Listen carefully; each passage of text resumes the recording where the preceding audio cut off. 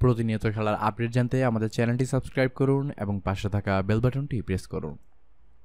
বিশ্বকাপ দলের ডাক না পেলে ক্রিকেটকেই বিদায় বলে দিবেন ইমরুল কায়েস। ইমরুল কায়েসের জীবনটা অন্য সব জাতীয় দলের ক্রিকেটার মতো না। অন্য সবাই যেখানে চোখ মেললেই অমিত সম্ভাবনা দেখেন, সেখানে ইমরুলের জীবনে সম্ভাবনা শব্দটাই বড় অপ্রতুল। এই কারণেই তিনি নিজেকে দেশের সবচেয়ে দুর্ভাগা ক্রিকেটার বলে মনে করেন। এই আসে এই যায়, এভাবে কেটে যাচ্ছে ইমরুলের ক্যারিয়ার। কিন্তু বারবার ধাক্কা খেতে খেতে ক্লান্ত ইমরুলের ভাবনায় আসে ক্রিকেট ছেড়ে যাওয়ার কথাটি। একসময় বিসিবির প্রতি খানিকটা ক্ষিপ্ত হয়ে বলেছেন, এত কিছুর পরও আমি ক্রিকেট ছাড়ছি না। ক্রিকেট ছাড়েননি কিন্তু ইমরুল কায়েস, কেননা ক্রিকেটকে যিনি তিনি ভালোবাসেন, আর ভালোবাসার জিনিসকে ছাড়া এতটা সহজ নয়। ইমরুলের ভাষ্যে, ক্রিকেট খুব ভালোবাসি, এটা রক্তে মিশে গেছে। ক্রিকেট না খেললে হয়তো ব্যবসা বাণিজ্যে জড়িয়ে পড়া যায়, কিন্তু এখনও বয়স আছে।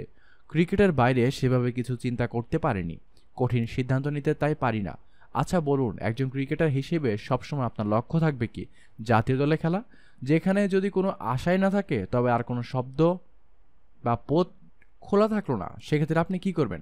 মাঝে মধ্যে কিন্তু আমি ভীষণ হতাশ হই, পরে অবশ্য মেনে নেই এটা আমার ভাগ্যে লেখা।